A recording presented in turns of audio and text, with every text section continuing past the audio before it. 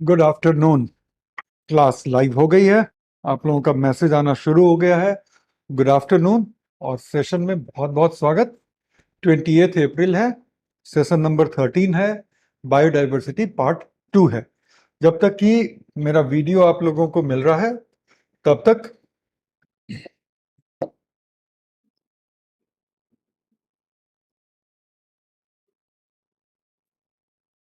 ये क्या कलर है भाई?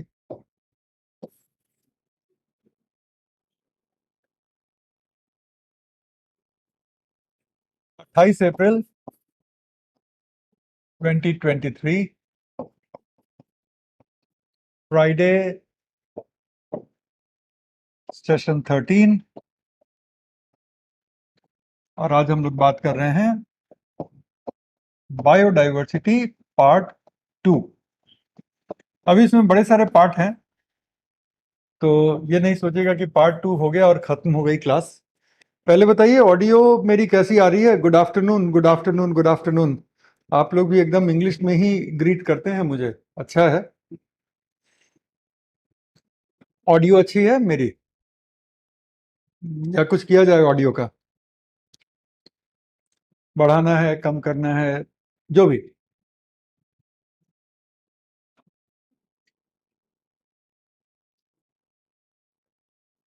अरे कोई ऑडियो के बारे में बता दो।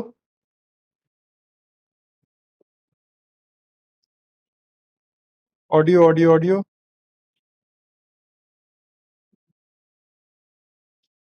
ऑल क्लियर, चलो ठीक है। Good good good good good good, बहुत खूब। सो शुरू कर लेते हैं क्लास को। और आज की क्लास रहेगी बायोस्फीयर्स के नहीं, हॉट स्पॉट्स के नाम। सो आज की क्लास रहेगी हॉट स्पॉट्स के नाम। और आज हम लोग देखने जा रहे हैं एक बायोडाइवर्सिटी हॉट स्पॉट्स।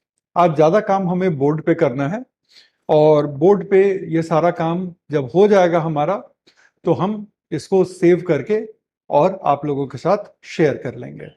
हॉटस्पॉट के टॉपिक पर कुछ खास लंबा चौड़ा हमें करना नहीं है, हालांकि इसमें कुछ नए कॉन्सेप्ट भी आएंगे जो किसी बुक में। पहले हम लोग अब बात कर लेते हैं बायोडाइवर्सिटी हॉटस्पॉट्स की। होते क्या हैं बायोडाइवर्सिटी के हॉटस्पॉट्स? तो देखो, बायोडाइवर्सिटी का हॉटस्पॉट कहलाने के लिए पहले जब समझा रहा हूं तो सिर्फ और सिर्फ सुनना, और जब चीजों को समझ जाओ तो फिर थोड़ा सा लिखने का काम करेंगे। तो बायोडाइवर्सिटी के हॉटस्पॉट होते क्या हैं? दो चीजें होनी चाहिए, ऐसे ही आप हॉटस्पॉट नहीं कहला जाएंगे। दो चीजें होनी चाहिए, तब आप हॉटस्पॉट कहलाने के काबिल होंगे।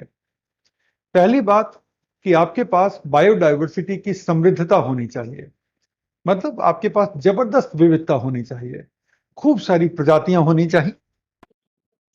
कितनी प्रजातियां होनी चाहिए, क्या होनी चाहिए, उस पर भी चर्चा कर लेंगे, लेकिन आपके पास जैव विविधता की समृद्धता होनी चाहिए। और जो दूसरी खूबी होनी चाहिए, जिसके बेसिस पे आप बायोडाइवर्सिटी हॉटस्पॉट कहलाने के योग्य माने जाएंगे, वो होनी चाहिए कि आपकी जो विविधता है वो संकटापन्न हो। ये थोड़ा सा भारी भरकम वर्ड हो गया, संकटापन्न, जो खतरे में हो। तो अगर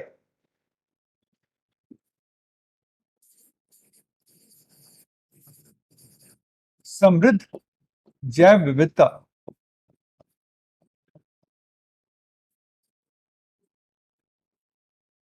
और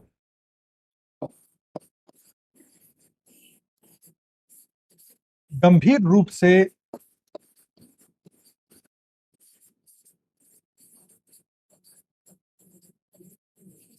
संकटापन्न है, तभी आप बायोडाइवर्सिटी के हॉटस्पॉट कहलाने के काबिल होंगे। सिर्फ अगर आपके पास जैव विविधता की समृद्धि है, लेकिन आप संकटापन्न नहीं हो पाए उस लेवल पे, इसको कहां रखूं कि आप लोग को दिखे और मैं भी थोड़ी शांति से किसी एक जगह खड़ा हो सकूं। रुको तो एक बार देख लेता हूं थोड़ा सा। अब ठीक है क्या? हाँ ठीक ही है। एक बार रुको, थोड़ा सा टेबल वेबल को एडजस्ट कर लिया जाए। चलो इसी को मैं थोड़ा सा मूव करता रहूंगा। और जो धीरे धीरे लिखते जा रहे हैं ना, आप भी अपने पेन में उसको ट्रांसफर, अपने पेन पेपर पे ट्रांसफर करते जाइए। तो बायोडाइवर्सिटी हॉटस्पॉट जैव विविधता के हॉटस्पॉट, हॉटस्पॉट की हिंदी मत पूछ लेना, हिंदी भारत सरकार भी हॉटस्पॉट ही कहती है, तो भारत सरकार से ज्यादा ज्ञान तो है नहीं मुझे हिंदी का, तो इसको हम जैव विविधता का हॉटस्पॉट कहेंगे। तो हॉटस्पॉट कहलाने की पहली शर्त होती है कि आपके पास जैव विविधता की समृद्धि होगी, खूब सारी जैव विविधता होगी, और दूसरी चीज ये होगी कि आपके पास वो जो जैव विविधता है वो गंभीर रूप से संकटापन्न भी है, तब जाकर के हॉटस्पॉट कहलाएंगे। ठीक है, लेकिन अगर हम परिभाषा के रूप में इसको लाना चाहेंगे तो इसको क्वांटिफाई करना होगा, क्योंकि अगर हम क्वांटिफाई नहीं कर पाएंगे तो फिर हर एरिया को ही हॉटस्पॉट कहने का मन करेगा। आप कहेंगे कि मेरे गांव के पास जो जंगल है वो भी हॉटस्पॉट है, खूब जैव विविधता दिखती है, और आजकल वहां पे थोड़ी जंगलों की अवैध कटाई चल रही है तो संकटापन्न भी है, तो इसको तो हॉटस्पॉट आप कह ही दीजिए। तो जब ये हॉटस्पॉट का कॉन्सेप्ट आया तो ये कॉन्सेप्ट दिया था नॉर्मन मायर साहब ने।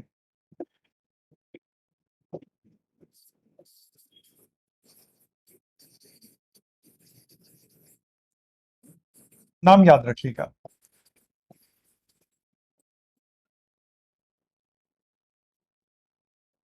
साल याद रखने की जरूरत नहीं है, मुझे आदत है कि अगर कुछ साल याद रह जाते हैं तो मैं शेयर कर लेता हूं, तो इसलिए साल शेयर कर लिया। तो ये कॉन्सेप्ट दी थी नॉर्मन मायर साहब ने, और नॉर्मन मायर साहब ने इसको थोड़ा साइंटिफिकली परिभाषित भी किया, ताकि कल को मैं अपने गांव के जंगल को हॉटस्पॉट की लिस्ट में शामिल करवाने के लिए नहीं आ जाऊं। तो नॉर्मन मायर ने क्या कहा?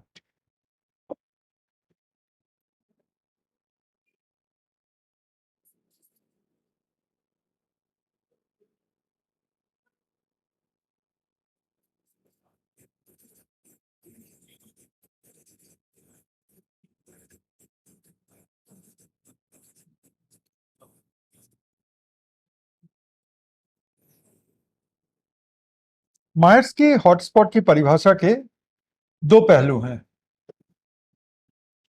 पहला पहलू है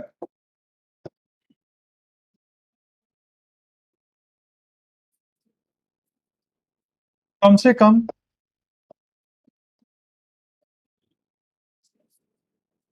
2%, मतलब कि 1500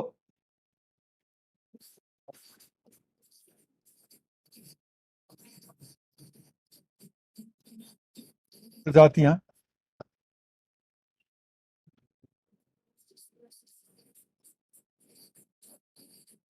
स्थानिक, मतलब कि एंडेमिक हो। अब कुछ टेक्निकल टर्म आ रहे हैं,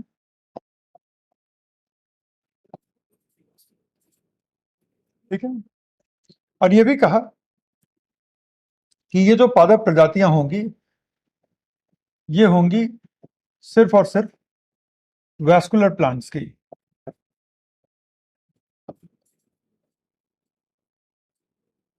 ओके, अब इसको समझते हैं। कल जब हमने बायोडायवर्सिटी वाली चार्ट देखी थी तो हमने सीखा था कि 3 लाख पादप प्रजातियां हैं, ठीक है, पादपों की 3 लाख प्रजातियां हैं। 3 लाख का 2% कितना होता है?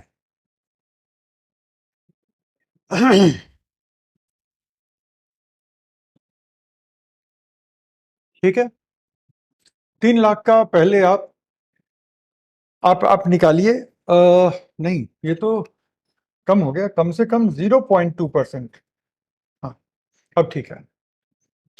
तो 3 लाख का 1%, ठीक है, 3 लाख का 1% जो होगा, ये थोड़ा सा गड़बड़ हो रहा है हिसाब मेरा, इसको ठीक करना होगा, रुको। 3 लाख का 1% होता है 3,000, ठीक है, तो 0.5%, ये मेरी गलती थी, इसको सुधार लीजिए, और मेरे बारे में अपना इमेज खराब मत कीजिएगा, स्लिप ऑफ टंग किसी से भी कभी भी हो सकती है, ठीक है। अब वापस हम लोग मुद्दे पे आ जाते हैं। तो कम से कम 0.5%, मतलब 3 लाख का 0.5% जो पादप प्रजातियां हैं वो एंडेमिक हो। एंडेमिक का मतलब क्या है? एंडेमिक का मतलब होता है जो कहीं और दुनिया में ना पाई जाई हो, ना पाई जाती हो, उसको एंडेमिक कहते हैं। इंडिया के एक एंडेमिक प्लांट का नाम बताओ तो आप लोग। इंडिया के एक एंडेमिक प्लांट का नाम बताओ, और कुछ दिलचस्प बताना। अच्छा चलो एक क्लू देते हैं, ठीक है, और तब आप एंडेमिक प्लांट का नाम बताना। मेघालय में पाया जाता है, अब बताओ चलो। इंडिया का एक एंडेमिक प्लांट जो मेघालय में पाया जाता है, उसको हम क्या कहते हैं? तब तक उसका फोटो मैं निकाल रहा हूं यहां पर।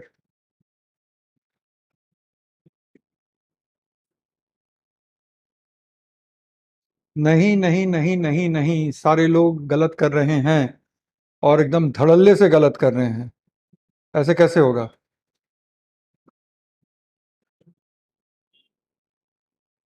नहीं नहीं नहीं नहीं।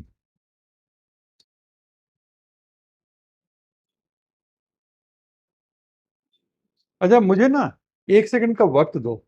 मैं ना अपने मोबाइल फोन को, ये वाले मोबाइल फोन को कनेक्ट करता हूं इस बोर्ड के साथ, और कुछ फिर दिलचस्प आप लोगों को फोटो दिखाऊंगा आज, ठीक है? बस एक सेकंड का टाइम देना। अभी एक सेकंड के लिए मैं सामने से हट रहा हूं, लेकिन फिर मैं एक सेकंड में आ जाऊंगा। फिर मैं इसको कनेक्ट करता हूं और आपको दिखाता हूं।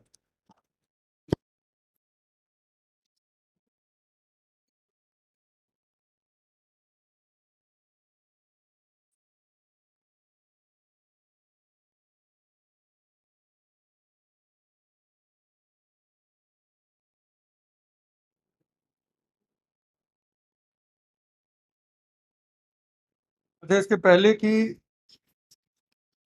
आप लोग मुझे मिस करते, मैं आ ही गया, ठीक है ना?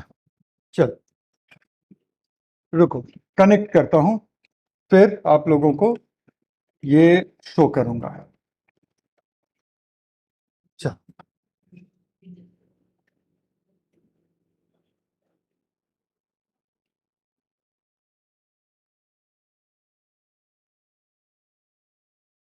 ये देखो तो, ये प्लांट थोड़ा सा दिखा आपको?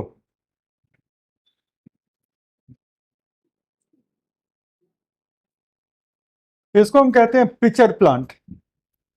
ये प्लांट को पहचान पा रहे हो आप लोग? देखा है ऐसा कभी पौधा? घट पर्णी, ठीक, correct correct correct. Pitcher plant है ये।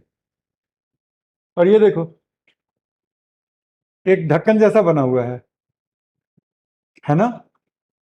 एक ढक्कन जैसा बना हुआ है, और ये सिर्फ और सिर्फ मेघालय में पाया जाता है, ठीक है? ये सिर्फ मेघालय में पाया जाएगा। एक मिनट रुको, इसको यहीं पे रखता हूं कि कुछ और अगर फोटो वगैरह दिखाने होंगे आप लोगों को तो जब चाहूं कनेक्ट कर लूं। तो ये एक इंडिया का एंडेमिक प्लांट है, ठीक है? सर थोड़ा फास्ट पढ़ाओ।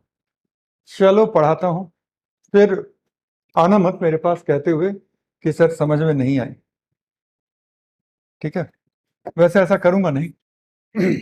चलो, तो लेट अस अंडरस्टैंड, समझते हैं कि अगर आप कहलाना चाहते हो बायोडायवर्सिटी का हॉटस्पॉट, तो उसकी पहली शर्त होती है कि आप के पास कम से कम 1500 पौधों की ऐसी स्पीसीज है जो उस लोकेशन के अलावा दुनिया में कहीं नहीं पाई जाती हो।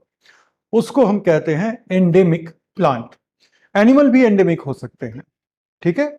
एनिमल भी एंडेमिक हो सकते हैं, लेकिन यहां पर हम बात कर रहे हैं प्लांट के एंडेमिज्म की। तो किसी भी जगह के हॉटस्पॉट कहलाने की पहली शर्त यही होती है कि वहां पे पौधों की 1500 ऐसी प्रजातियां पाई जाती हो जो दुनिया में उस क्षेत्र के अलावा कहीं और नहीं पाई जाती हो। फर्स्ट क्राइटेरिया, ये नॉर्मन मायर्स ने कहा था, ठीक है? ताकि कोई कंफ्यूजन ना रह जाए कि हॉटस्पॉट कहलाने के लिए क्या होता है। दूसरा, नॉर्मन मायर्स ने यह भी कहा था कि ये जो पौधे होने चाहिए ये वैस्कुलर प्लांट होने चाहिए। वैस्कुलर प्लांट का मतलब होता है वैसे प्लांट जिनके अंदर पानी और भोजन के प्रवाह के लिए जाइलम और फ्लोएम नाम के टिश्यू होते हैं। ठीक है, तो जो एडवांस प्लांट होते हैं, जो हायर प्लांट होते हैं, उनमें जल और भोजन के प्रवाह के लिए जाइलम और फ्लोएम होते हैं। जिनके पास जाइलम एंड फ्लोएम होगा उसको हम कहते हैं वैस्कुलर प्लांट। ठीक है, तो वैस्कुलर प्लांट का मतलब है कि जिनके पास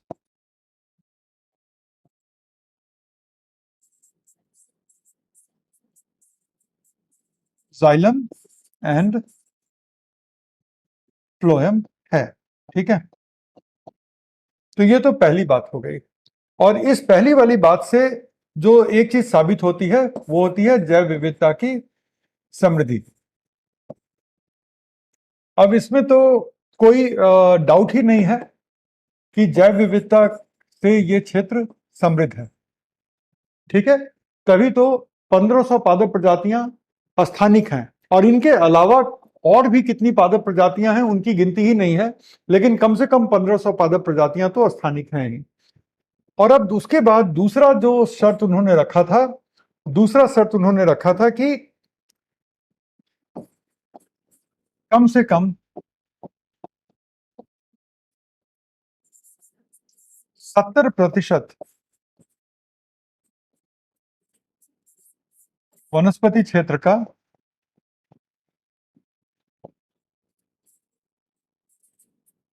डैमेज हो चुका हो।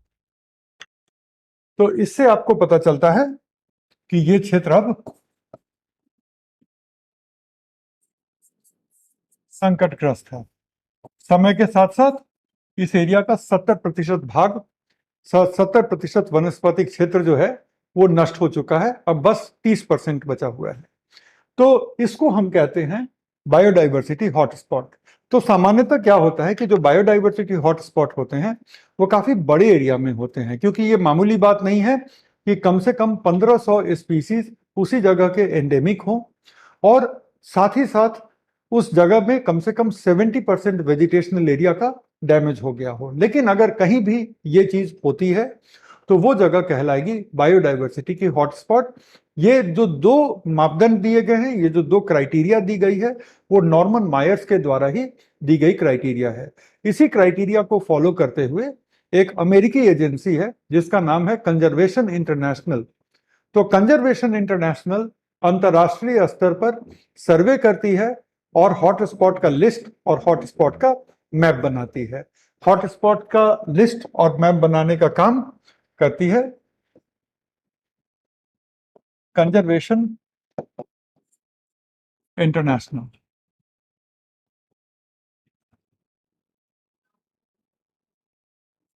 सो ये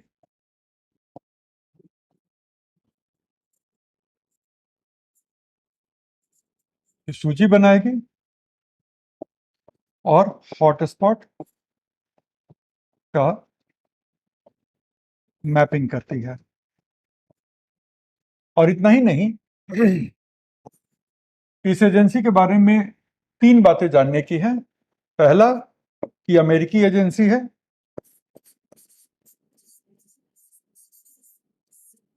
दूसरा गैर सरकारी है, तीसरा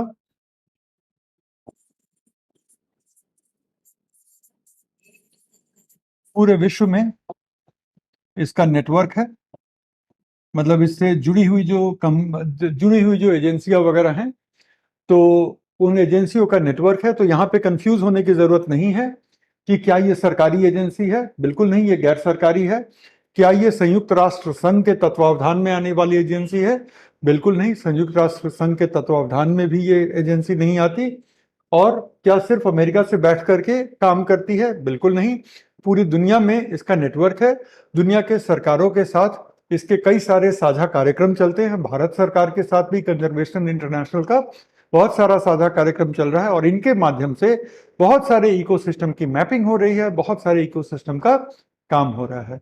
आई होप कि यहां तक ये पॉइंट हमारे खूब खूब क्लियर हो चुके हैं। तो ये है कंजर्वेशन इंटरनेशनल। तो चूंकि कंजर्वेशन इंटरनेशनल इनकी सूची भी बनाती है, इनका मैप भी बनाती है, तो इन्हीं का लिस्ट फाइनल लिस्ट माना जाता है हॉटस्पॉट का। हम क्या चाहते हैं, आप क्या चाहते हैं, हमारे राय में कोई एरिया हॉटस्पॉट होना चाहिए, नहीं होना चाहिए, उससे कोई फर्क नहीं पड़ता। मायर्स की जो क्लासिफिकेशन है, मायर्स ने जो कहा था कि पहले तो हॉटस्पॉट समृद्ध हो और दूसरा संकटग्रस्त हो, तो दोनों का एक बड़ा जटिल असेसमेंट होता है, और जटिल असेसमेंट के बाद कंजर्वेशन इंटरनेशनल लिस्ट बनाती है। और कंजर्वेशन इंटरनेशनल के लिस्ट के मुताबिक दुनिया में 36 हॉटस्पॉट्स हैं।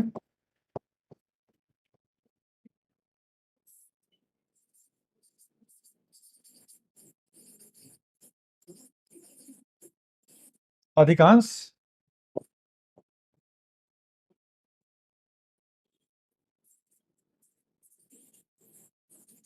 ट्रॉपिकल एरियाज में हैं।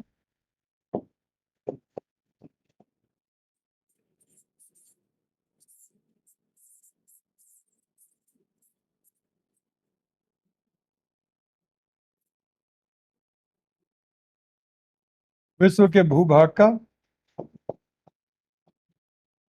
मात्र लगभग 2.5% और लगभग 60%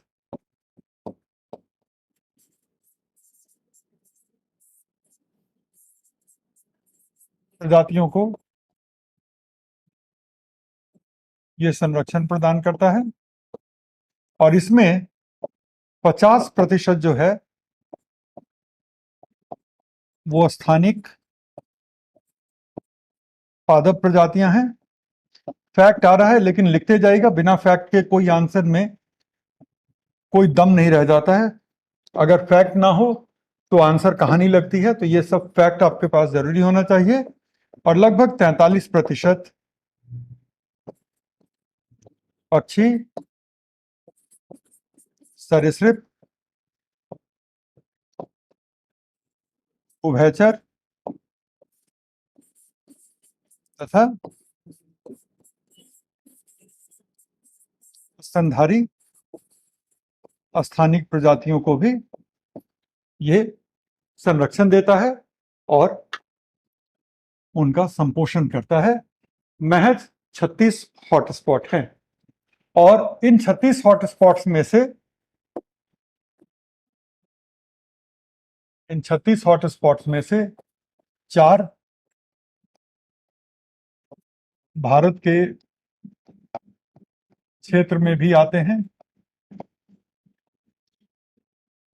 कौन से 4 हैं आगे डिस्कस करेंगे। अभी थोड़ी जल्दीबाजी हो जाएगी कि अभी से ही हम उन 4 का डिस्कस करें। और इतना ही नहीं, इनके अलावा जो है 15 ओकबिल की श्रेणी में आते हैं। ओकबिल क्या है वो भी देखेंगे, ठीक है, यही सब देखने के लिए तो आए हैं। तो 15 ओकबिल की श्रेणी में है, 4 भारत के क्षेत्र में है, और 10 जो है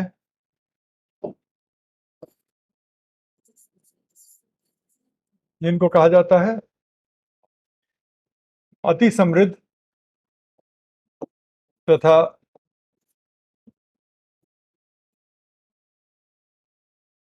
अति संकटग्रस्त, और उनको हम कहते हैं hottest of the hotspots.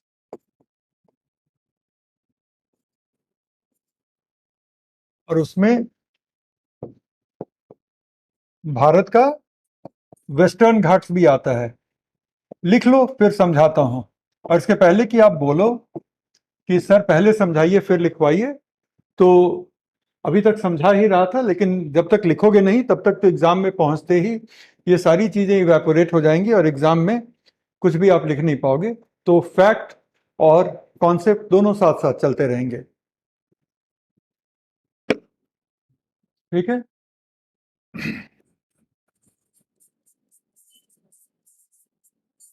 Main क्या क्या कॉन्सेप्ट हो गए हमारे पास, ये अब आप देख लो। सबसे पहले तो 10 अति समृद्ध तथा अति संकटग्रस्त हैं। इनका एक टेक्निकल नाम भी है, और टेक्निकल नाम है hottest of the hot spots. और उन hottest of the hot spot में उन 10 में से भारत का एक वेस्टर्न घाट्स भी शामिल है। ठीक है, और अगर आप एकदम से जिद करेंगे कि सर एक और एग्जाम्पल दे दीजिए, हालांकि उसकी जरूरत नहीं पड़ेगी, लेकिन फिर भी चूंकि आप सोचेंगे कि सर एक और एग्जाम्पल दे देते तो अच्छा रहता, तो एक एग्जाम्पल जो है वो मेडागास्कर का है।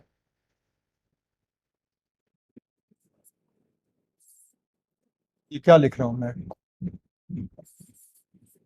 मेडागास्कर। तो मेडागास्कर कहाँ है? मेडागास्कर हिंद महासागर में है। कहाँ? बिल्कुल अफ्रीकी महाद्वीप से थोड़ा सा हट करके। ठीक है, तो मेडागास्कर टेक्निकली अफ्रीका के ही तहत आता है, लेकिन अफ्रीकी महाद्वीपीय लैंड मास का हिस्सा ना होकर के हिंद महासागर में बेहद समृद्ध लेकिन काफी हद तक संकटापन्न एक हॉटस्पॉट है। सारे पॉइंट्स को लिख लो, आपके क्वेश्चंस को अब देखता हूं। अफ्रीका के पास, बिल्कुल सही, बिल्कुल सही, बिल्कुल सही, बिल्कुल सही। इन पॉइंट्स में अगर कहीं कोई कंफ्यूजन हो तो बिना किसी संकोच के पूछ लीजिएगा। क्या रिमेनिंग 30% में 1500 वेराइटी होगी? सोनी, हाँ सोनी, वही तो हम कह रहे हैं ना कि देखो 30% ही बचा हुआ है, लेकिन जो बचा हुआ है उसमें 1500 एंडेमिक वेराइटी होगी। अच्छा, ये भी ध्यान में रखना कि सिर्फ वेराइटी नहीं होगी, एंडेमिक होगी, मतलब वहां के अलावा पूरी दुनिया में कहीं नहीं मिलेगा। और एंडेमिक का एक एग्जाम्पल हमने क्या दिया था यहां पर? एंडेमिक का एग्जाम्पल दिया था पिचर प्लांट। इसका साइंटिफिक नाम भी है नेपेंथिस हासियाना, हिंदी में घटपर्णी इसको कहते हैं।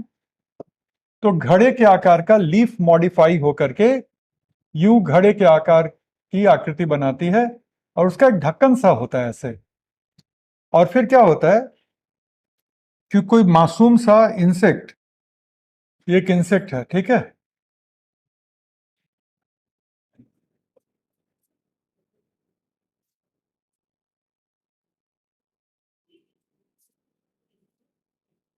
ये एक इंसेक्ट है। अगर ये इंसेक्ट इसके अंदर आ गया, ठीक है, अगर ये इंसेक्ट इसके अंदर आ गया, ठीक है, जैसे इसके अंदर आ गया, तो फिर ये निकल नहीं पाएगा। अगर ये इंसेक्ट इसके अंदर आ गया तो इसके अंदर इतनी चिकनाहट होती है कि ये निकल नहीं पाएगा। और ऊपर जाएगा तो ऊपर बहुत चिपचिपा सा पदार्थ होता है, तो ये निकल नहीं पाएगा। इसके लिए अच्छा है कि ये बाहर ही रहे और इस पर्टिकुलर पौधे से दूर रहे। लेकिन अगर गलती से आ गया तो फिर इस इंसेक्ट को कोई नहीं बचा पाएगा।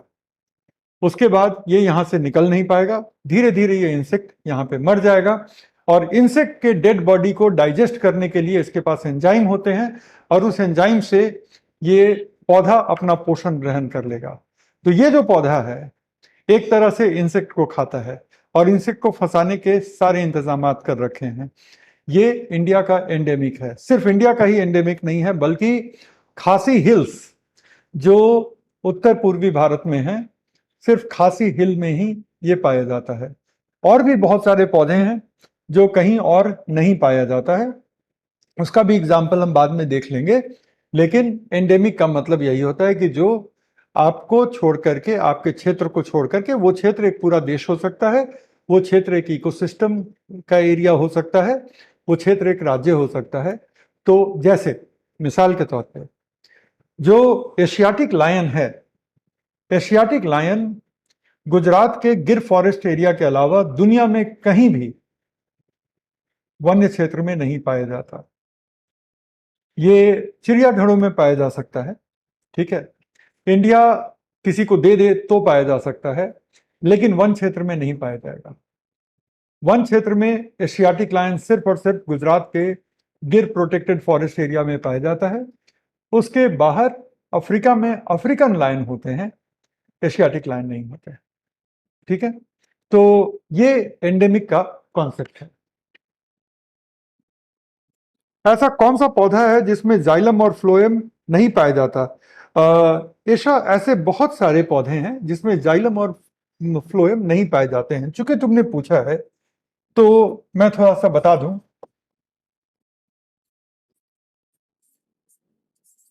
पादप जगत में 4 ग्रुप होते हैं।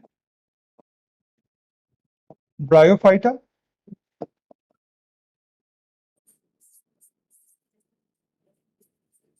टेरिडोफाइटा, जिनको आप फॉर्न भी कहते हैं,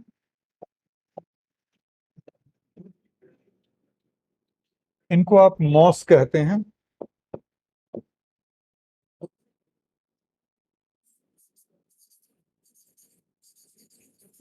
जिम्नोस्पर्म कहते हैं, हिंदी में इसको अनावृत बीजी कहते हैं, और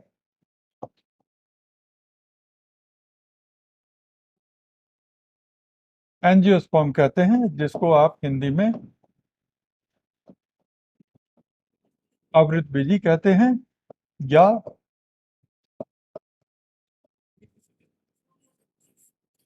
पुष्पधारी प्लांट कहते हैं।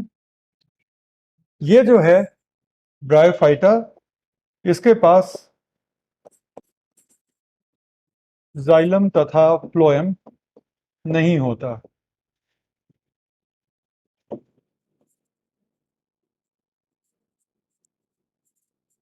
जाइलम और फ्लोएम होने को तो शैवालों में भी नहीं होते, लेकिन शैवाल चूंकि पौधों की श्रेणी में नहीं आते तो इसलिए मैंने शैवालों का एग्जाम्पल ही नहीं दिया। बाकी इन तीनों में जाइलम फ्लोएम होंगे। लेकिन ब्रायोफाइटा जो मॉस, जो दीवार पे हरी हरी मॉस लग जाती है दीवारों के ऊपर, देखते हैं ना कि उसको टच करोगे तो एकदम मखमल वाली फीलिंग आएगी। दीवारों के ऊपर मोटी सी एक परत जम जाती है प्लांट की। मैं काई की बात नहीं कर रहा, मैं इसकी बात नहीं कर रहा, स्लाइमी सरफेस की बात नहीं कर रहा, मैं बात कर रहा हूँ मॉस की। तो वो जो है उसके पास जाइलम फ्लोएम नहीं होता। अफ्रीका से याद है सर, इंडिया में अफ्रीकन चीता आए हैं, मारे गए हैं, मारे नहीं गए, बेचारे मर गए हैं। उसके बारे में कुछ बताइए। वाइल्ड लाइफ कराएंगे तो बताएंगे ही। ठीक है, ओकविल क्या है? ओकविल पे आ रहे हैं, आ रहे हैं, आ रहे हैं।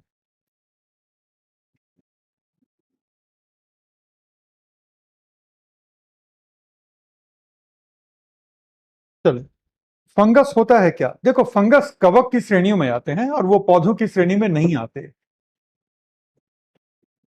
ये प्लांट मांसाहारी होते हैं। देखो, मांसाहारी नहीं होते, लेकिन जब कीड़ा फंस गया तो उसको खाने में कोई परहेज नहीं है उनको। डन। तो ये भी दिख गया, और पिचर प्लांट भी दिख गया। और ये धीरे धीरे जो हमारा पिचर प्लांट वाला ये है, ये धीरे धीरे बेचारा जो इंसेक्ट है वो इंसेक्ट मारा जाएगा।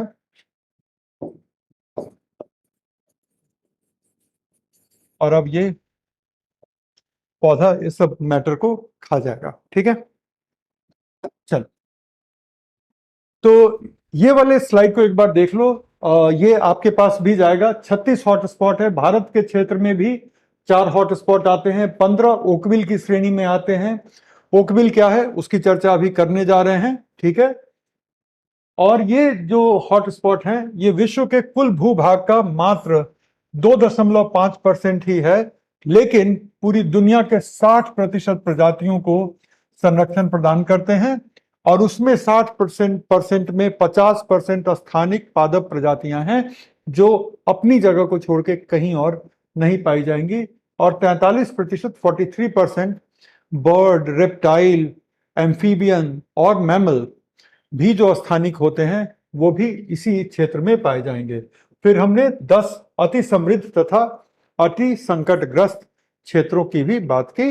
अब हम बात कर लेते हैं ओकबिल क्या होते हैं।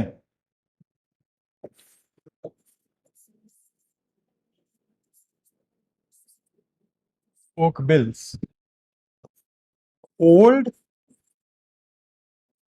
Climatically buffered. अच्छा, जानते हो मैं बोलते बोलते क्यों लिखता रहता हूं? ताकि आपका ध्यान उन्हीं वर्ड पे रहे, और जब हम कुछ सुनते हैं और साथ ही साथ कुछ देख भी रहे होते हैं तो हमारा कंसंट्रेशन ज्यादा इसलिए होता है कि हमारा लेफ्ट और राइट दोनों ब्रेन उस समय एक ही चीज पे काम कर रहा होता है। तो मेरे कॉलेज के दिनों में जो मेरे बेहतरीन टीचर्स थे, जिनकी क्लास कोई बच्चा नहीं मिस करता था और उनकी क्लास के बाद कुछ भी नहीं देखने की जरूरत पड़ती थी, तो वो बात करते रहते थे, लिखते रहते थे, और हम भी लिखते रहते थे और उनकी बातों में एकदम खो से जाते थे। तो थोड़ा उनसे सीखा है कि ये तरीका आपके माइंड को फोकस रखेगा, तो इसलिए।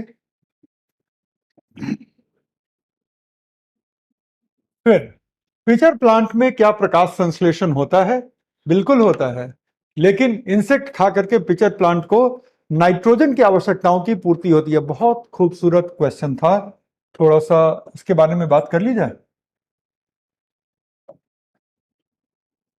ठीक है, पिचर प्लांट, पिचर प्लांट जो जहां लिखा था वहीं पे लिख लो कि ये भी फोटोसिंथेसिस करते हैं,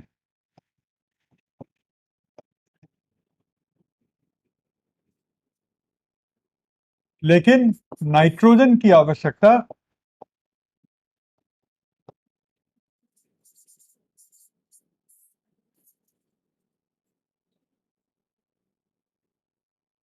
कीटभक्षी प्रकृति से पूरी होती है। ठीक है, तो कीटों का भक्षण नाइट्रोजन की आवश्यकता को पूरी करने के लिए होती है, ना कि प्रकाश संश्लेषण के एक विकल्प के रूप में।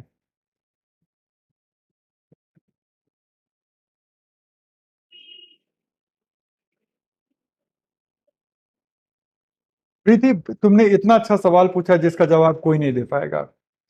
कोई बताओ कौन से बुक है जो सर पढ़ा रहे हैं, प्लीज। प्रीति, एक चीज होती है, 20 साल से मैं पढ़ा रहा हूं, है ना, और उसके पहले 20 साल की पढ़ाई की, तो 40 साल में जितनी किताब पढ़े और कम नहीं पढ़ा, ठीक है, जितने शिक्षकों से सीखा, जितना देख करके सीखा, जितना फील्ड ट्रिप में सीखा, उन सब का निचोड़ है। कोई ये किताब मिल जाए जिसमें ये सारी चीजें एक साथ होंगी, तो वो किताब बता दूंगा और मैं पढ़ाने से रिटायरमेंट ले लूंगा। ठीक है, तो इस तरह की बच्चों वाली बात ना करो। ठीक है, ये बच्चों वाली बात हो गई। ये जो होते हैं ना, जो मतलब हालांकि किसी के लिए कोई अनादर नहीं है मेरे मन में, लेकिन ये जो होते हैं, जो नए लोग जो एक सोर्स को पकड़ के और पढ़ा रहे होते हैं, मैं वो नहीं हूं।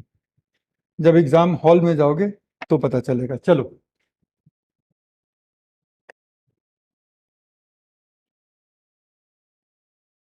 ओकविल पे आ गए। एक मिनट रुको।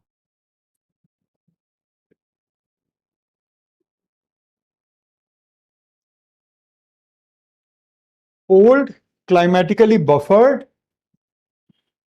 इनफर्टाइल,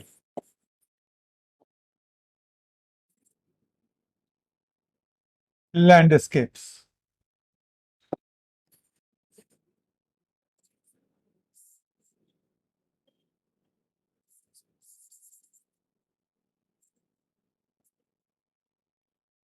ठीक है, तो इनकी तीन विशेषताएं होती हैं।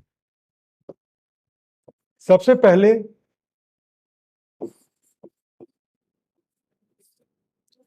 कई हजार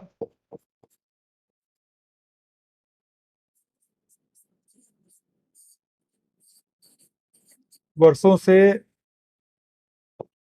लैंडस्केप में कोई परिवर्तन नहीं है। ठीक है, ये पहली बात है, कई हजार सालों से।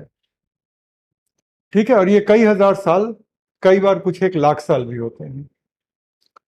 दूसरी बात होती है क्लाइमेटिकली बफर्ड। तो क्लाइमेटिकली बफर्ड का मतलब होता है बहुत लंबी अवधि से वहां का क्लाइमेट भी एक ही समान है। प्राकृतिक कारणों से भी क्लाइमेट चेंज होता है, लेकिन यहाँ पे प्राकृतिक कारणों से भी क्लाइमेट चेंज नहीं हुआ है। तो बहुत लंबे अवधि से क्लाइमेट भी एक समान है। ठीक है।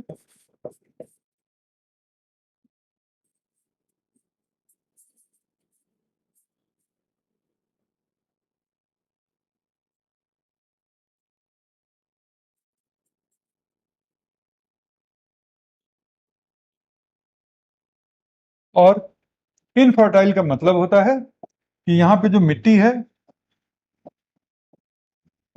उसकी जो उर्वरता है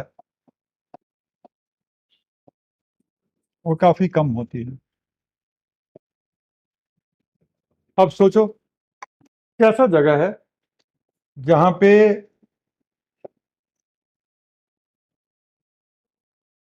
बहुत लंबे वक्त से वहां के लैंडस्केप में कोई बदलाव नहीं हुआ, एक ही जैसा लैंडस्केप चलता आ रहा है। ठीक है। फिर वहां के जलवायु में भी कोई खास परिवर्तन नहीं हुई है। ठीक है। वहां के जलवायु में भी कोई खास परिवर्तन नहीं हुई है। और वहां की जो मिट्टी है उस मिट्टी की उर्वरता भी कम है।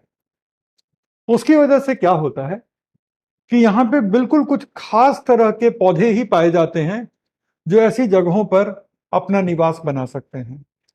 इन पौधों का कहीं और गुजारा नहीं, और इस जगह पे किसी और तरह के पौधों का गुजारा नहीं।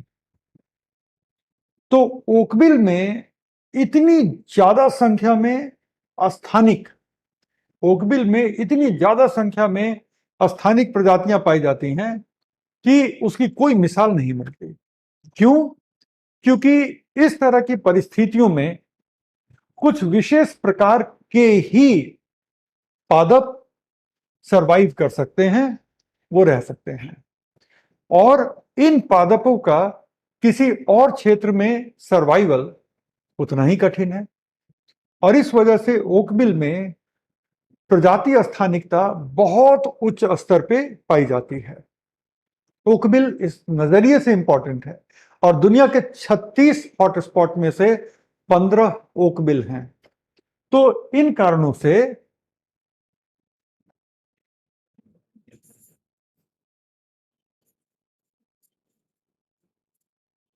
ओकविल में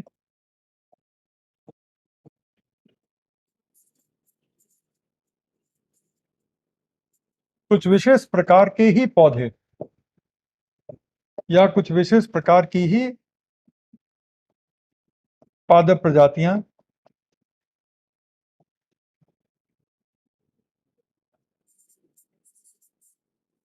पाई जाती हैं, जो यहीं पे हैं। और ये जो पादप प्रजातियां हैं, जो विशेष प्रकार की पादप प्रजातियां हैं, ये कहीं और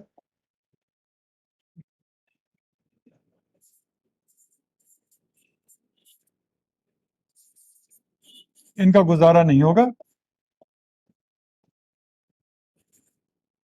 क्योंकि अभी इनको भी आदत सी हो गई है कि कम उर्वरता वाली मिट्टी, जहाँ के जलवायु में बस कुछ ही चीजें हैं जो इनको मिल रही है और उसी से इनका काम चल रहा है।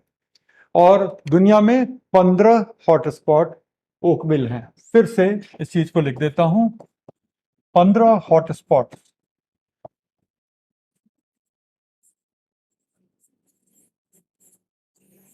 ओकविल हैं।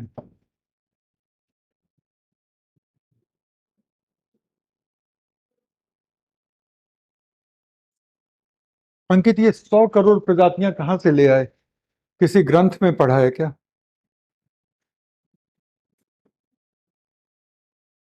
ये एरिया कहाँ कहाँ है? मैं 3 एग्जाम्पल दे रहा हूँ ओकविल के,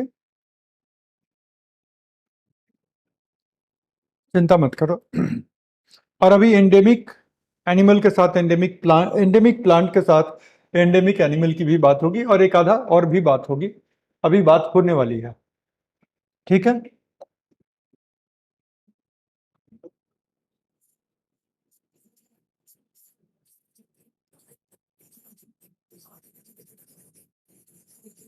ओकविल के एग्जाम्पल, पहला तो है ब्राजील का सेराडो। ये जो है कम उर्वरता वाले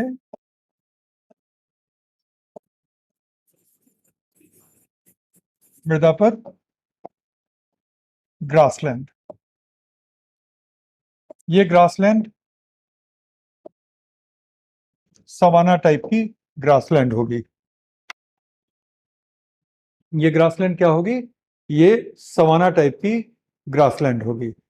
सवाना टाइप की ग्रासलैंड क्या होती है?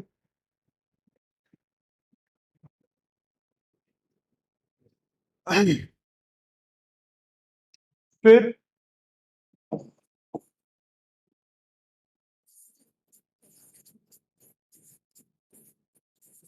दक्षिण पश्चिम ऑस्ट्रेलिया। इंडिया में कोई ओकबिल नहीं है। अगर आप लोग इंडियन एग्जाम्पल का इंतजार कर रहे हैं तो पहले ही बता दें कि इंडिया में कोई ओकबिल नहीं है। तो दक्षिण पश्चिम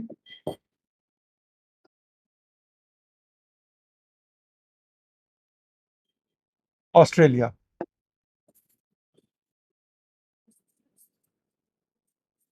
और भी कोई एग्जाम्पल है क्या? एक और एग्जाम्पल है जो बड़ा फेमस है, जिसको हम कहते हैं केप फ्लोरिस्टिक क्षेत्र। यह है दक्षिण अफ्रीका में।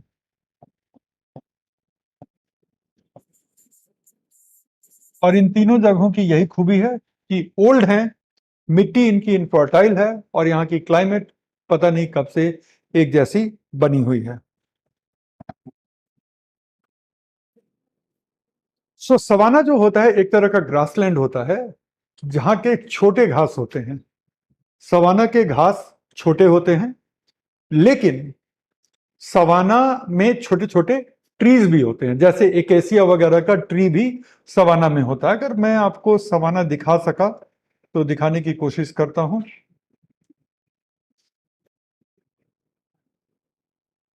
सवाना का कोई अच्छा फोटो होगा? देखो, ढूंढा और सवाना का मिल ही गया।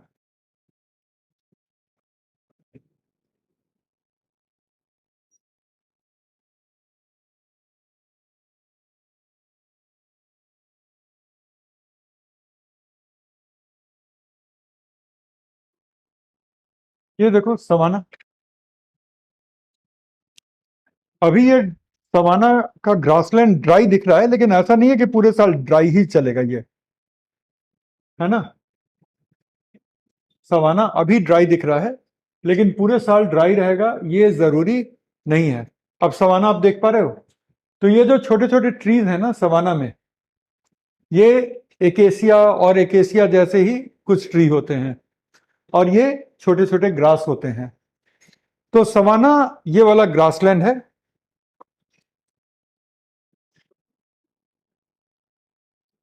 अच्छा, ज्ञान कह रहे हैं कि सचिन सर ने सारे ग्रासलैंड दिखाए हैं। नहीं, बहुत अच्छा है ना।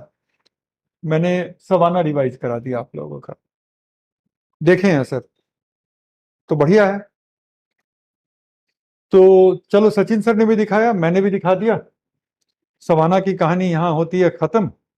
लेकिन ब्राजील का जो सेराडो है वो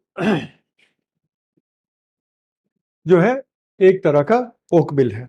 ठीक है, अब ये पॉइंट भी हमारा काफी हद तक क्लियर हो गया।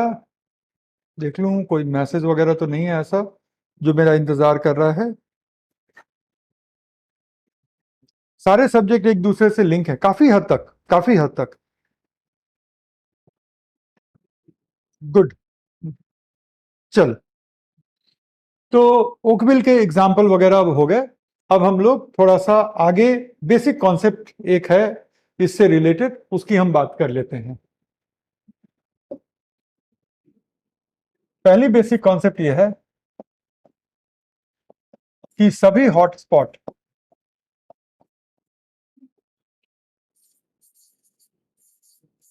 स्थलीय परितंत्र होते हैं। ये बहुत जरूरी है समझना कि 36 के 36 हॉटस्पॉट स्थलीय परितंत्र हैं। ठीक है, और क्यों स्थलीय परितंत्र हैं उसकी भी एक सिंपल सी वजह है। हॉटस्पॉट की परिभाषा में हम बात करते हैं कि कम से कम 1500 वैस्कुलर प्लांट स्थानिक हो, एंडेमिक हो। जलीय तंत्रों में वैस्कुलर प्लांट बहुत कम पाए जाते हैं, बहुत कम। वैस्कुलर प्लांट स्थलीय प्लांट ही होते हैं। जलीय तंत्रों में जब आप प्लांट को देखेंगे तो कुछ वैस्कुलर प्लांट होंगे, 1500 तो नहीं होते। दूसरी बात क्या है कि जलीय तंत्रों में शैवाल सबसे ज्यादा होते हैं। तो अगर परिभाषा ही इस चीज पर इंसिस्ट करती है कि 1500 स्थानिक वैस्कुलर प्लांट आप ला करके दिखाएं, तब तो कोई चारा ही नहीं बच जाता है आपके सामने स्थलीय परितंत्रों पे।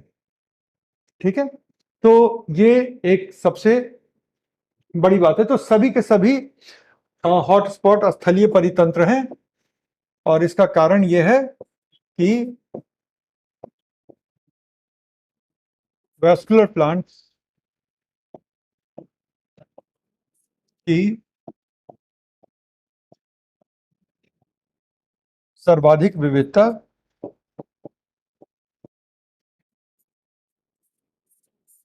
स्थलीय परितंत्रों में ही पाई जाएगी। और जलीय परितंत्रों में शैवाल और कुछ जलीय पौधे होंगे। और दूसरी बात यह है, पादप तो ठीक है, स्थानिक है। कितनी? कम से कम 1500, लेकिन ज्यादा भी। मान लिए ये बात।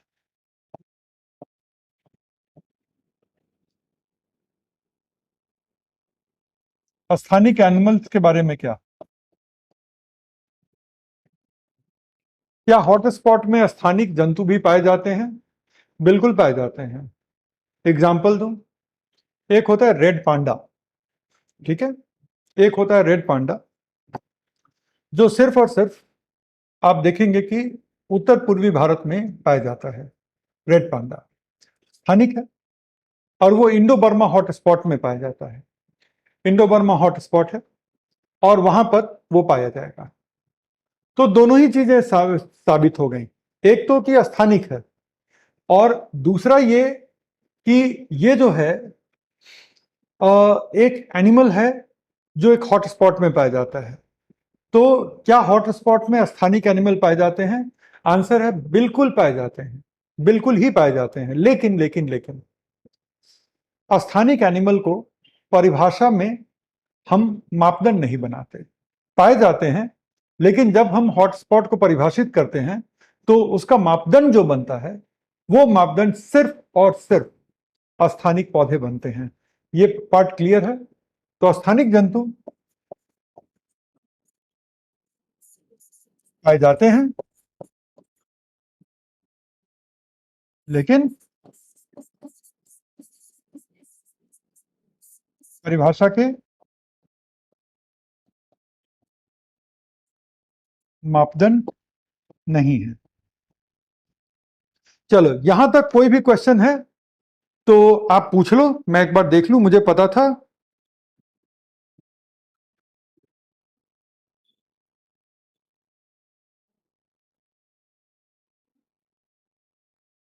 खुशबू, ओकबिल तो पढ़ा दिया मैंने, तो अब ओकबिल को लेकर के क्या सवाल है? ओकबिल का फुल फॉर्म बता दिया, ओकबिल किस तरह से यूनिक होते हैं वो बता दिया। तो अब ओकबिल में बचा क्या ऐसा जो कि नहीं क्लियर है?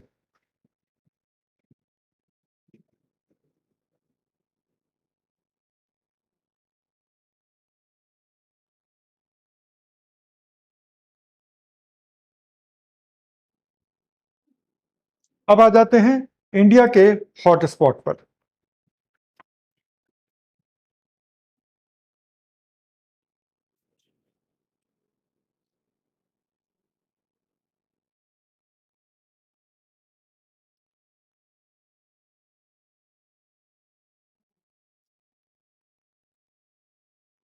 अब हम लोग आ गए इंडिया के हॉटस्पॉट पे।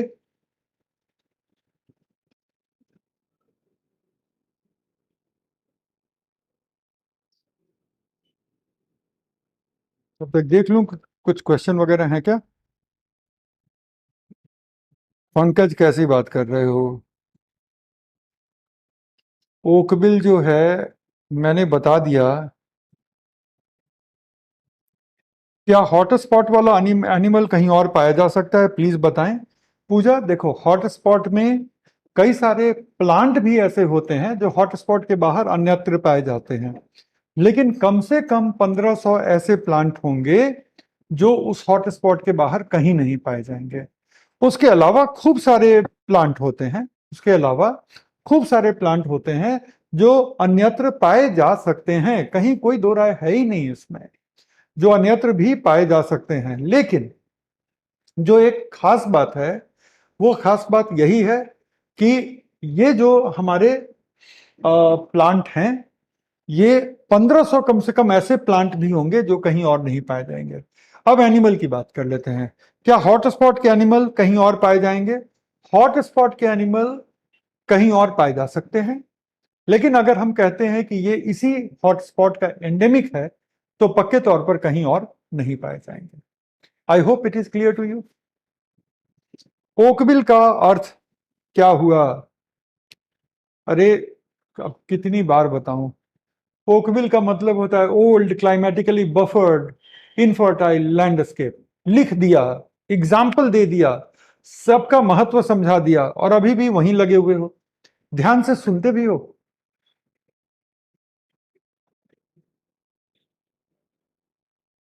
लैंडस्केप क्या है? लैंडस्केप का मतलब होता है एक बहुत बड़ा एरिया जिसकी अपनी एक स्थलाकृति होती है, एक अपनी भू आकृति होती है, उसको हम लैंडस्केप कहते हैं।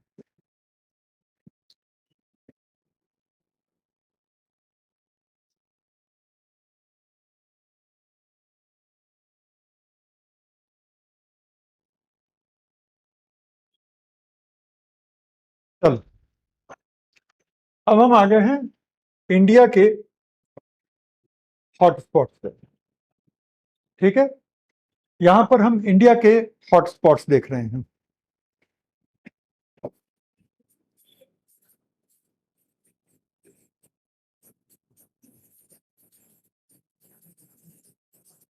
भारत के हॉटस्पॉट्स।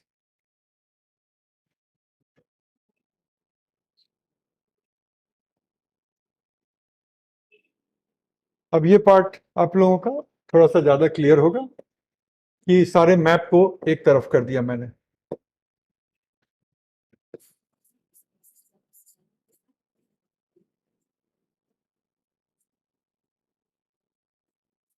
कंजर्वेशन इंटरनेशनल के हिसाब से भारत में 4 हॉटस्पॉट हैं। ये चारों के चारों हॉटस्पॉट भारत के अलावा भारत के पड़ोसी देशों में भी इनकी सीमा पड़ती है। कोई भी हॉटस्पॉट ऐसा नहीं है जो पूरे तरीके से सिर्फ और सिर्फ भारत के सीमा में ही सीमित है। ठीक है, तो कोई भी सिर्फ भारत के सीमा में सीमित नहीं है, सारे हॉटस्पॉट भारत समेत पड़ोसी देशों की सीमा क्षेत्र में भी आते हैं। तो ये जो 4 हैं, उनमें सबसे पहला है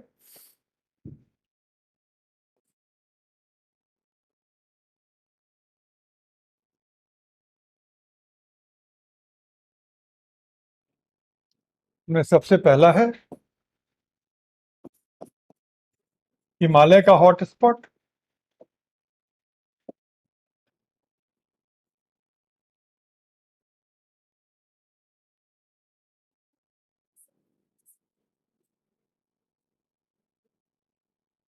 सबसे पहला हिमालयन हॉटस्पॉट, ये रहा Himalayan hotspot number 1। Himalayan hotspot में क्या क्या है? India plus Nepal plus Bhutan plus China. ये जो पूरा ब्लू दिख रहा है, ये हिमालयन हॉटस्पॉट है।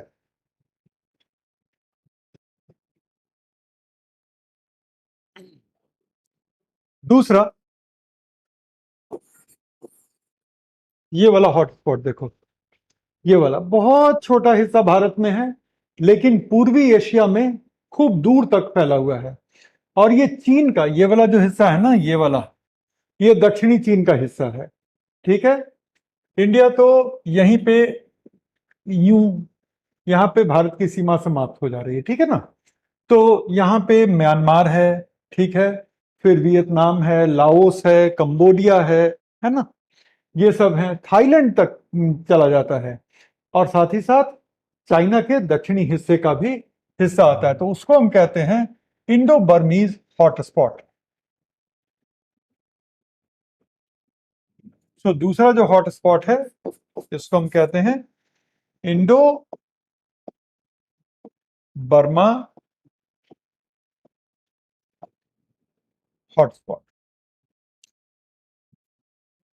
इसको हॉटस्पॉट को नीचे लिख रहा हूं क्योंकि वो वेस्टर्न घाट को कवर कर रहा था।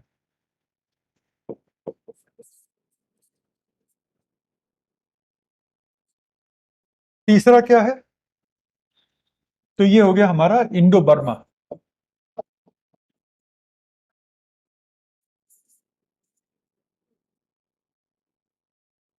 तीसरा क्या है, ये रहा वेस्टर्न घाट।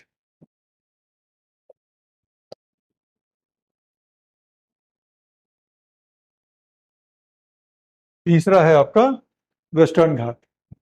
और गौर करिएगा कि वेस्टर्न घाट में श्रीलंका भी कवर हो जाता है, ठीक है। तो वेस्टर्न घाट जो है इंडिया प्लस श्रीलंका है।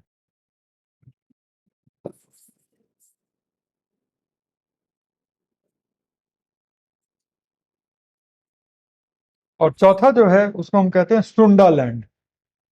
ये जो चौथा एरिया है, ये ब्लू वाला, ये ब्लू वाला एरिया जो है, ये सुंडा लैंड एरिया है, ठीक है। सुंदरलैंड हॉटस्पॉट में भारत का बहुत छोटा हिस्सा आता है, बहुत छोटा। सिर्फ निकोबार के द्वीप आते हैं, अंडमान के भी द्वीप नहीं आते। तो ये है सुंडालैंड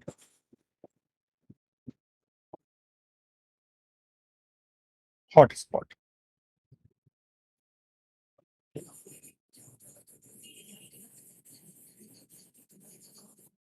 ये हमारा सुंदालैंड हॉटस्पॉट। इसको मैं सेव कर देता हूं।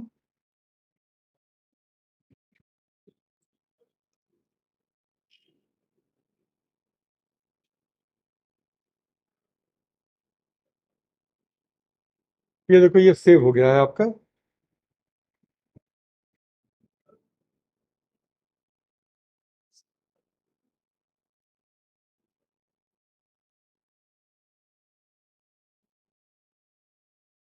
एक मिनट रुकिए।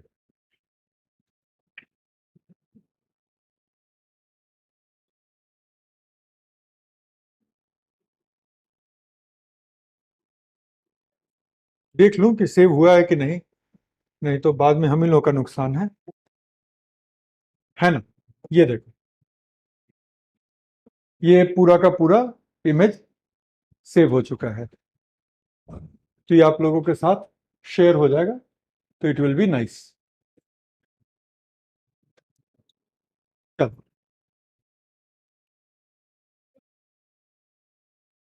अब हम आ जाते हैं भारत के हॉटस्पॉट्स पे। हम लोग यहां थे, मैप देख लिया, मैप आपके साथ शेयर कर लूंगा।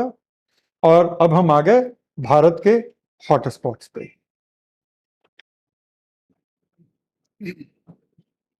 एक मिनट रुक जाओ।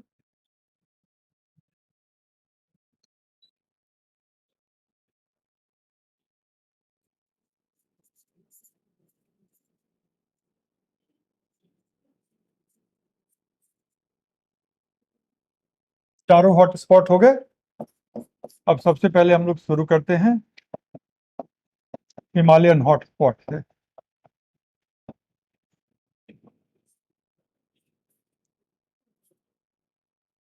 इसका रेंज क्या है हिमालयन हॉटस्पॉट का? जम्मू एंड कश्मीर, लद्दाख,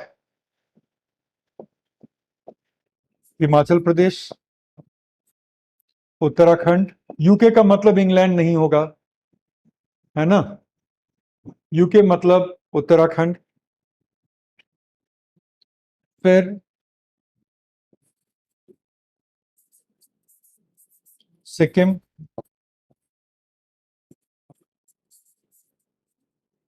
अरुणाचल प्रदेश।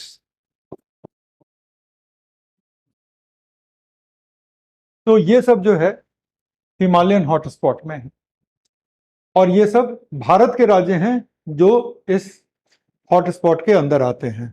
लेकिन इसके अलावा हमारे पड़ोसी देशों में नेपाल, भूटान और चाइना, ये तीनों भी आएगा। डन। तो ये इसका रेंज हो गया।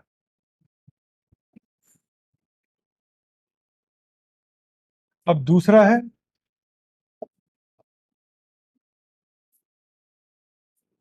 पौधों की विविधता।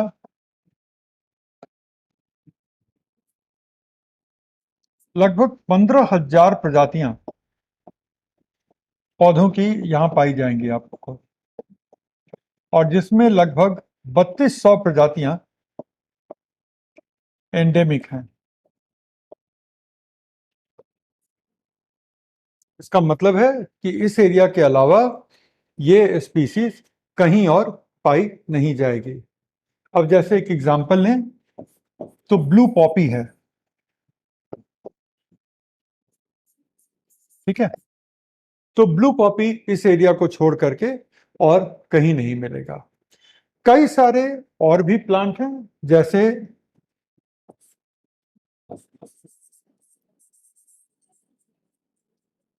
हिमालयन यू प्लांट है, ये भी जो है एंडेमिक है इसी क्षेत्र में।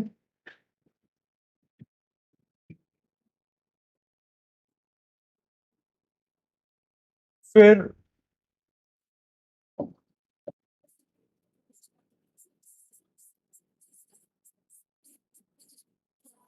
कई विशिष्ट जंतु भी यहाँ पे आपको मिलेंगे।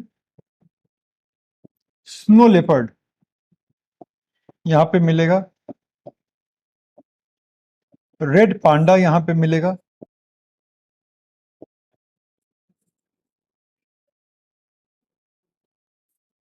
एक भेड़ की प्रजाति होती है जिसको हम कहते हैं हिमालयन तार, वो भी यहाँ मिलेगी।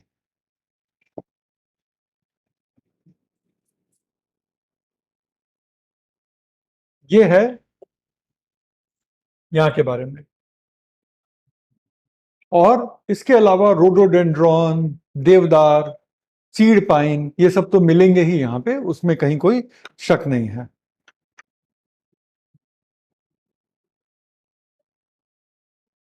ठीक है। एंडेमिक के ये एग्जाम्पल हो गए आपके।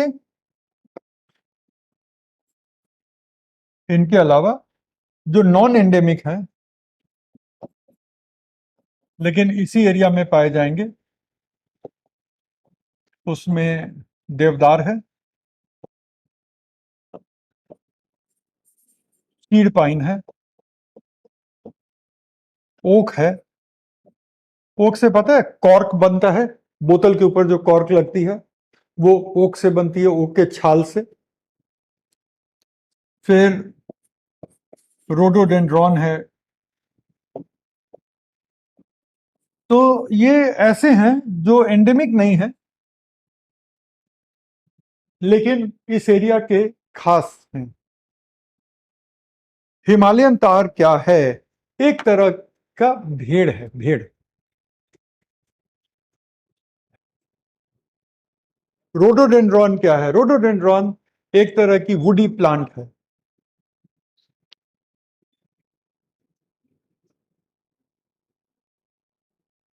कॉर्क ढक्कन, बिल्कुल।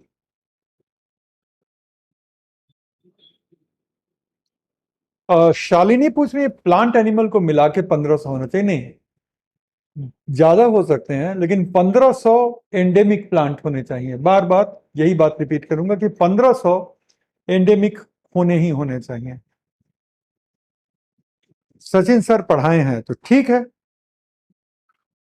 उसको हम लोग रिवाइज कर रहे हैं अगर हिमालयन हॉटस्पॉट उन्होंने पढ़ा दिया है। अब आते हैं इंडो बर्मा पे।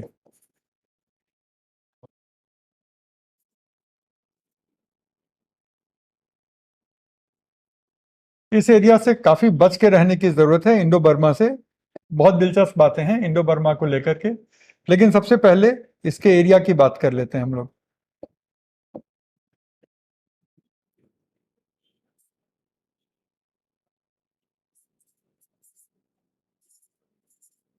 एरिया भारत में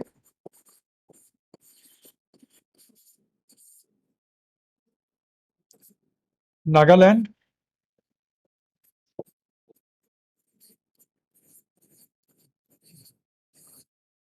मिजोरम, मणिपुर,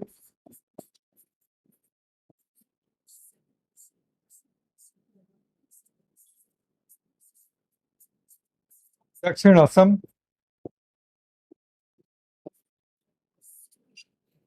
यहाँ तक कि मेघालय का भी थोड़ा हिस्सा तो लिख ही देते हैं ना, क्यों ही छोड़ें।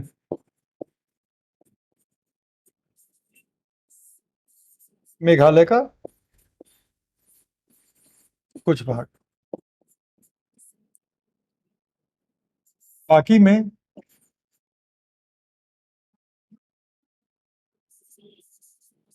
म्यांमार, वियतनाम,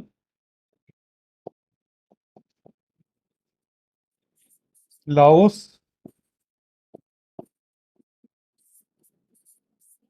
कंबोडिया,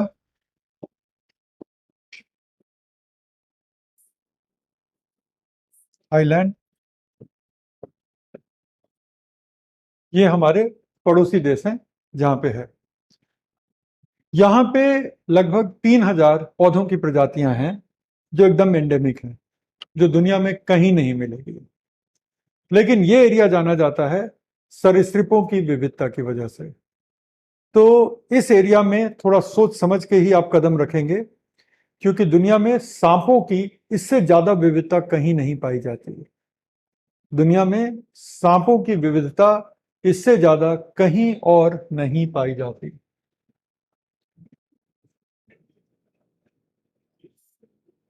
दूसरा पॉइंट है यहाँ की विविधता।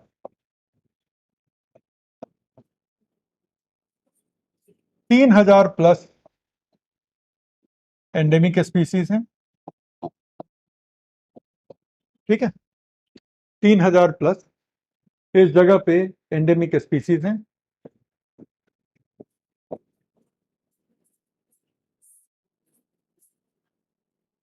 सर्पों की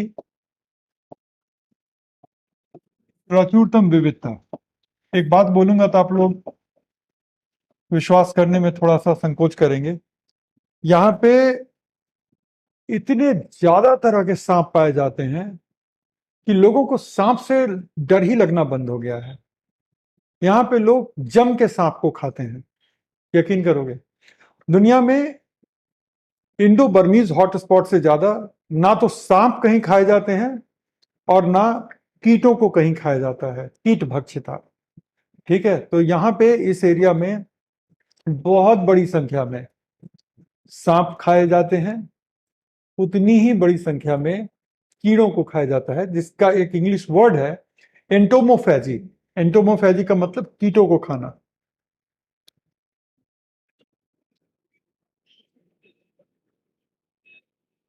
साउथ चाइना नहीं है क्या, है ना। यही तो फायदा होता है मैप देखने का।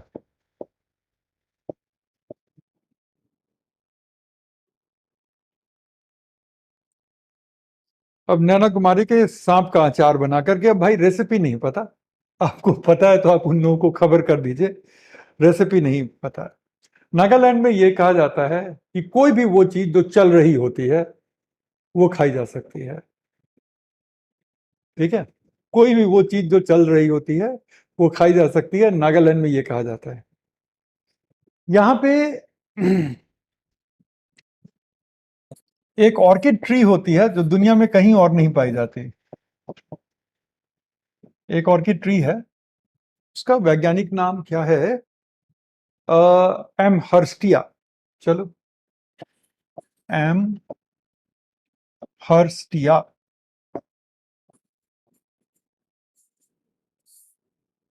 एम हर्स्टिया यहाँ पे एंडेमिक है। और यहाँ पे हुलॉक गिबन, हुलॉक गिबन एक तरह का ये चिंपैंजी है, हुलॉक गिबन। तो हिलॉक गिबन भी यहाँ का एंडेमिक है।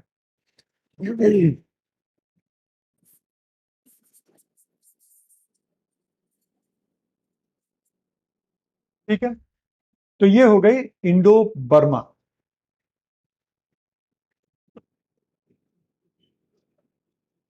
अब आ जाओ वेस्टर्न घाट पे।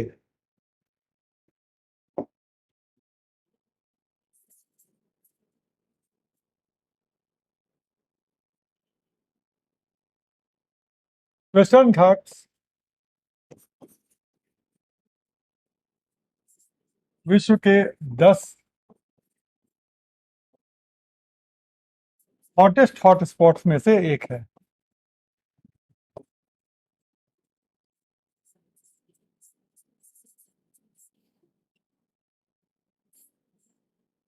ठीक है, वेस्टर्न घाट विश्व के 10 हॉटेस्ट हॉटस्पॉट्स में से एक है।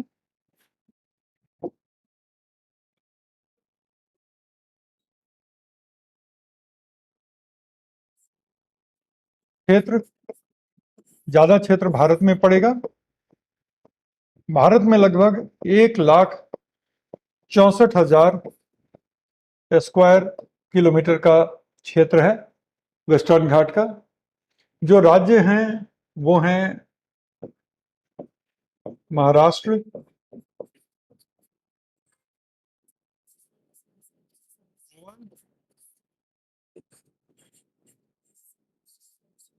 गुजरात,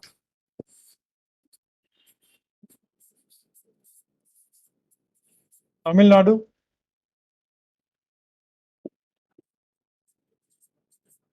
केरल,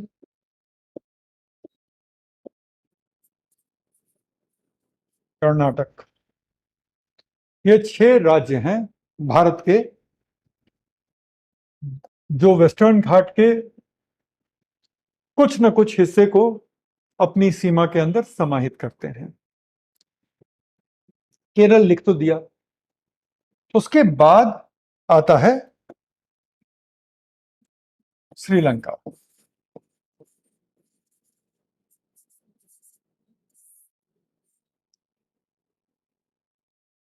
श्रीलंका में जाफना वाला एरिया छोड़ करके पूरा का पूरा श्रीलंका,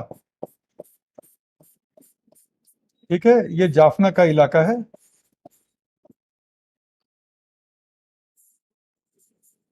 जो श्रीलंका का सिविल वॉर था वो जाफना के इलाके में ही था।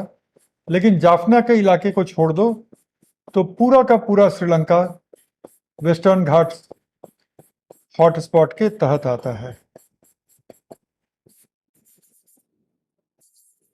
ये हॉटस्पॉट है, इसीलिए इसको western Ghat and Sri Lanka hotspot कहते हैं। जाफना वाला इलाका नहीं आता। वेस्टर्न घाट में जबरदस्त एंडेमिज्म है।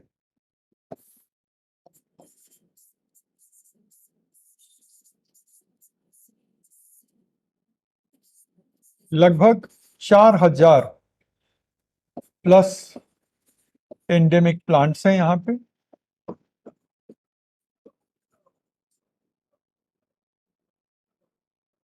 फिर लायन टेल्ड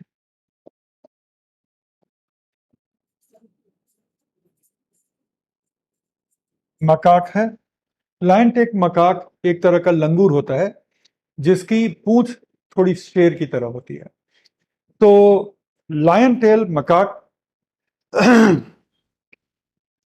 वो यहां पे पाया जाता है। नीलगिरी थार,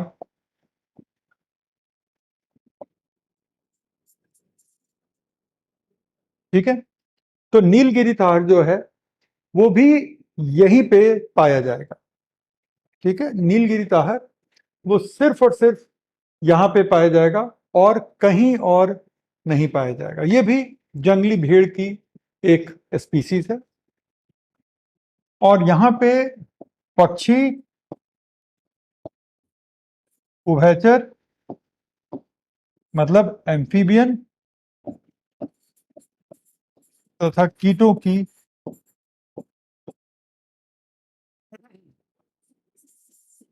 काफी रिच डाइवर्सिटी है।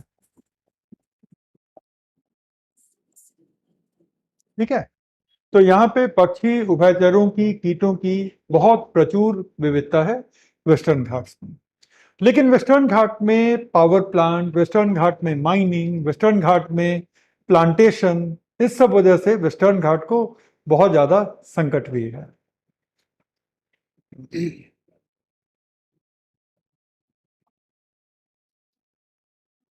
ठीक है, तो ये हो गया वेस्टर्न घाट।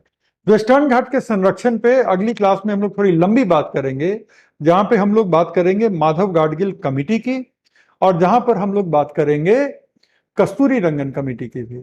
और उसके बाद हम आएंगे बायोडायवर्सिटी के संरक्षण के प्रयासों पर।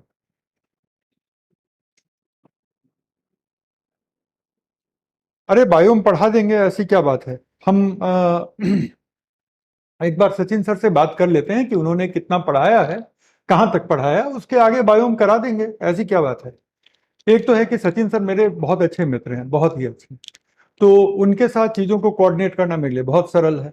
और दूसरी बात है कि अगर उन्होंने किसी सोच से, किसी विश्वास से मेरे लिए छोड़ा है, तो वो मेरी जिम्मेदारी है।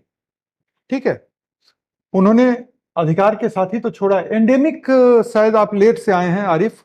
एंडेमिक का मतलब होता है कि वो स्पीसीज इस जगह को छोड़ के दुनिया में कहीं और ना पाई जाए, तो दैट इज एंडेमिक। ठीक है, चलो आ जाओ। सुंडा लैंड।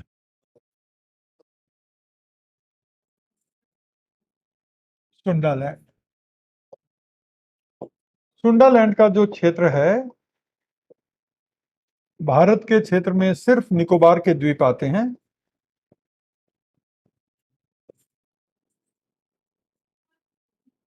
लेकिन बाकी इंडोनेशिया आता है यहां पर,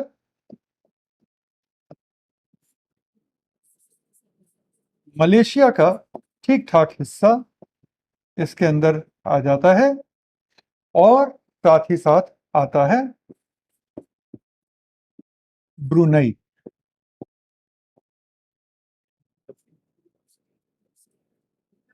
और निकोबार द्वीप तो है ही यहाँ की। तो भारत के क्षेत्र में इसका बहुत छोटा हिस्सा पड़ता है।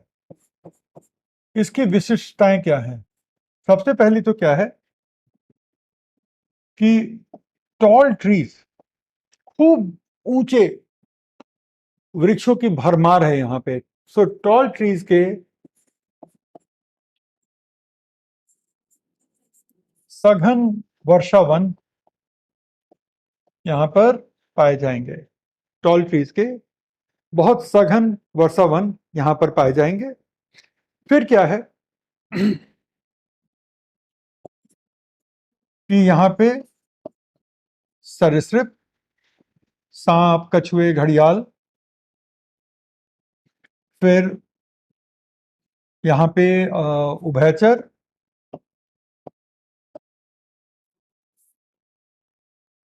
तथा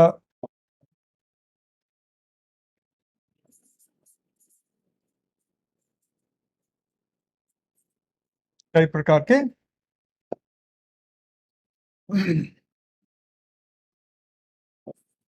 एंडेमिक मैमल, मैमल का मतलब स्तनधारी, पाए जाएंगे। जैसे एंडेमिक मैमल की अगर हम बात करें तो जावन राइनो, जावा के क्षेत्र में, जावा और सुमात्रा तो सुना ही होगा, तो जावा के क्षेत्र में पाए जाने वाला जो राइनो है, जो गेंडा है, वो यहीं पाया जाएगा। ठीक है, इसी तरह से सुमात्रन टाइगर है, और उसी का नाम लिख रहे हैं जो आपसे कोई पूछ ले, ऐसे ही नाम भर दें और उसका कोई मतलब नहीं है, तो सुमात्रन टाइगर भी यहीं पे पाया जाएगा। ठीक है। एक अंडमान में, निकोबार में मास्क आउल पाया जाता है। आउल का मतलब समझिए क्या, उल्लू। तो ये मास्क आउल पाया जाता है जो यहां को छोड़ करके कहीं और नहीं पाया जाएगा। तो ये सब सुंदरलैंड की विशिष्टताएं हैं। तो बस सुंदरलैंड को लेकर के इतना ही जानना था। और कुल मिलाकर के हॉट स्पॉट को लेकर के अगर आप इतना जानते हैं तो कोई आपको हॉट स्पॉट पे फंसा नहीं पाएगा। अब एक आपको हैंडआउट देंगे जो हॉट स्पॉट के संरक्षण को लेकर के क्या क्या अंतर्राष्ट्रीय पहल उठाए गए हैं, तो वो मैं अगली क्लास के साथ दूंगा। और अगली क्लास में मैं वेस्टर्न घाट हॉट स्पॉट के संरक्षण के प्रयासों की भी चर्चा करूंगा। वो रहेगी अगली क्लास की बातचीत। आज का समय भी हो गया और काफी अच्छे समय से हम लोगों ने सारे कंटेंट को कवर भी कर लिया। तो बस आज इतना ही। आज आप लोगों ने काफी अच्छे से सारी चीजों को, उम्मीद है कि समझा होगा, लिखा होगा। और अब मेरी और आपकी मुलाकात होगी मंडे को। तब तक थोड़ा रिवीजन कर लीजिए इस पूरे हफ्ते जो कुछ भी पढ़ा है, और फिर हम लोग मंडे को मिलते हैं। कम से कम 2 क्लासेस और, नहीं 2 या 3 क्लासेस और लगेंगी बायोडाइवर्सिटी को एकदम सुंदर से कंप्लीट करने में। ठीक है। तो इतना ही। अब अपना ध्यान रखिए। अभी थोड़ा सा ब्रेक लेकर के लंच कीजिए, थोड़ा आराम कीजिए। आराम करने से भी ब्रेन शार्प होता है। सुबह से अगर पढ़ाई कर रहे हैं तो ब्रेन थक गया होगा, तो थोड़ा आराम दीजिए अपने आप को। और फिर जब थोड़ी एनर्जी आ जाए फिर वापस पढ़ाई पे लगिएगा।